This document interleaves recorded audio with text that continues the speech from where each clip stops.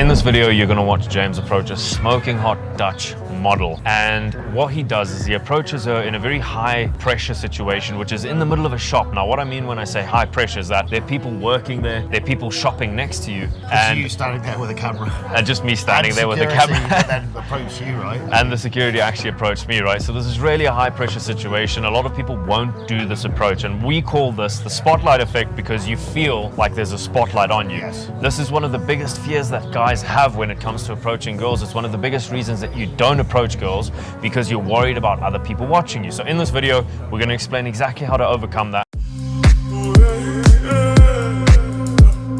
Watch the clip and afterwards we're going to give you the secret to overcoming the spotlight effect.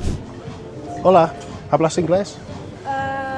English is better. Ah, you speak English? Yeah. I just Yeah. wanted to say hi. I saw you and I was like, she's busy shopping, I don't want to distract her. Yeah, I'm like, where are you from? What's your guess? Your English is good enough to know where I'm from. The States then. No, it's the worst place. Canada? Canada? I'm not apologising, I'm not saying sorry the whole time. If I was Canadian, I'd be like, I'm sorry. London. Ah, okay. Yeah, okay. I could have known from the accent. Fuck, I kind of know where you're from, but I can't. Give me 3 guesses Okay. of where you're from. Give me three Yeah, guesses. I'm waiting. No, give me 3 options. I'll pick the right one. I was going to say German because you're super tall and blonde. but I Okay, think German we can put in. No, France and Netherlands. You're 100% Dutch. 100%. Yeah. You look Dutch. From Amsterdam? No, from the south. So picture yourself in my position, right? And this is going to happen. You're going to walk out the house and we need you to start walking out the house and go for a walk every day and treating life like the urban playground. You are the playable character.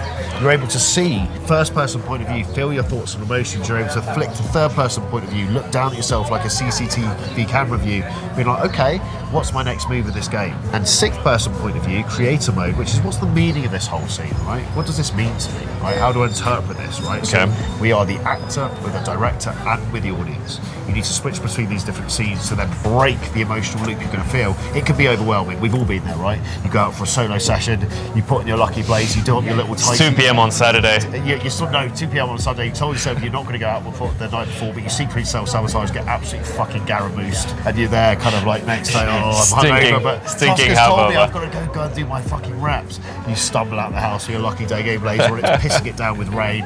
It's summer in London. You see, inevitably, because life throws lemons at you and you've got to fucking make lemonade, you see the smoke show, but instead of the ideal scenario where she's just walking past you being like, oh, hey, Les, she's wearing lingerie, she's like, come get it, big boy, and you're like, yes. It never works like that. It's the fucking smoke show in the corner of the coffee shop, right, distracted on a laptop with 2 friends around her.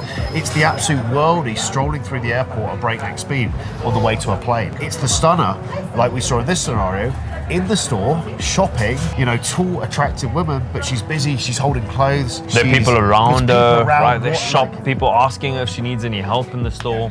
The reality is, right, life is beautifully messy. And instead of trying to fit it into this little, container that we want it to be, the real fucking gangsters in life are the people that are able to adapt and be resourceful to the situation. And the only way to overcome the pressure of realizing the hot girls you see throughout life are often in very unachievable situations is run headfirst into the situation, realize that the feeling of anxiety the only difference between feeling it as anxiety or feeling it as excitement is the mental framing and story you give it. It's the same physiological response to the body. Sweating palms, heart racing, right? Pupils dilated. Do you interpret it as fear, anxiety, I'll shun away from it? Or do you go, fuck, that's exciting? Because I guarantee you, if it's a girl you don't find attractive, you don't feel that feeling. Whereas if it's someone you do find attractive, you feel that kind of resistance, that nerves in your body. That's your body saying, right, let's go, ready for fight or flight, right? What are you doing in Mexico City? Working. It's the classic model thing, right? Yeah. Everyone is a model here. Yeah. I've noticed that. True. Okay. Do you have WhatsApp? Yes, I have. I just don't want to disturb you with all this I stuff. don't have my hands. No, sure. I'm here for 5 days with clients, but I'll shoot you a message. Netherlands is, what's the country code? Plus 31. 31. But yeah, you can use your one hand. Yeah. I think you're actually taller than me. How embarrassing. What's your height?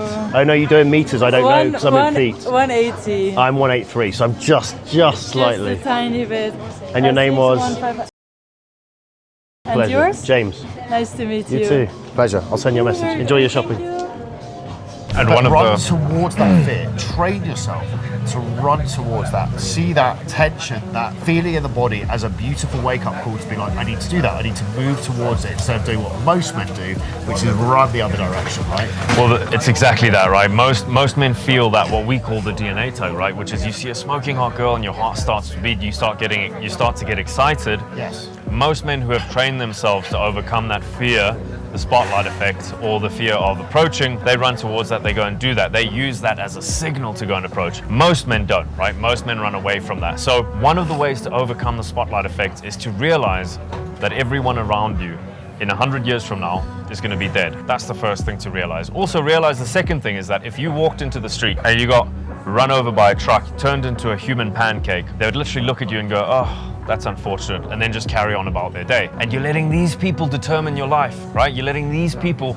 stop you from approaching the girl that could literally become potentially the mother of your children one day, right? You could have amazing sexual experience. She could be an amazing, holiday romance. She could be your long-term girlfriend. Yeah. And you're letting the fear of someone watching you stop you from doing that, which is quite, I don't want to say pathetic. We've all been there, right? We've all been there. And That's we've the had starting to. point. And It's you a have starting to point, right? Train your nervous system, right? It's no secret, right? Input equals output with everything. Yeah. Your identity is simply what you repeatedly do. If the next 100 girls you see in awkward scenarios you find attractive, if you go and man up and just say, hey, I had to take my chance and say hello, that's your opener. In 100 approaches time, in awkward scenarios, you're going to be pretty confident. Confidence is a situational competence. You're going to be like, okay, nothing really bad has happened. It's an asymmetrical upside. Worst case scenario, she goes, oh, thank you. I'm not interested. I've got a boyfriend. That's the worst case scenario. Yeah. But you faced your fear and you train your nervous system. This isn't so scary. But worst case scenario, best case scenario, you get a phone number. You go on a date. She's your next girlfriend. Whatever. It's an asymmetrical upside. It Agreed. just requires a vision, focus, and balls. If you're lacking all three of those, one or two out of the three, click on the link below, book a call, and we will You'll help see you in the next overcome video. this forever.